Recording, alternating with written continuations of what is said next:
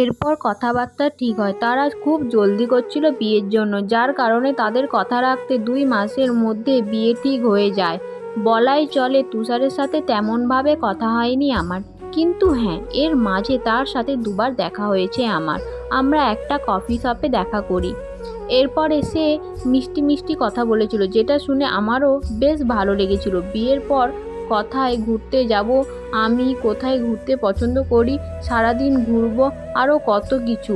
তার সাথে ফোনে আমার 9-10 বার কথা হয়েছে।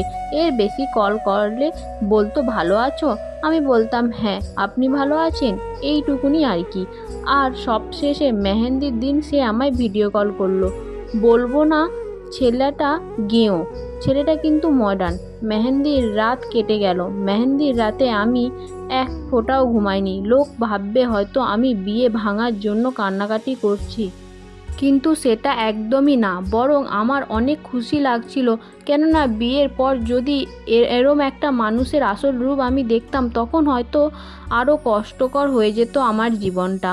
তাই আমার জীবনে দাগ লাগার আগেই বিয়েটা ভেঙে গেছে। মেহেন্দির রাতে বাবা মা দুজনের চোখে ঘুম ছিল না।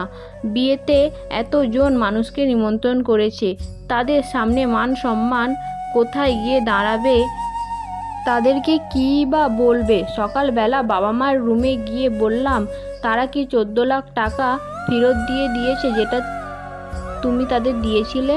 আচ্ছা, তোমাদের তো এত ভালো গল্প উপহার দিই, তোমরা তো ওই সাবস্ক্রাইব করো না, লাইক করো না। একটু বেশি বেশি করে লাইক করো, সাবস্ক্রাইব করে দাও, লোকের কাছে শেয়ার করো, যাতে আমি তোমাদের গল্প দিতে আরও উৎসুক হয়ে উঠি। নেক্সট পার্ট খুব তাড়াতাড়ি আসছে।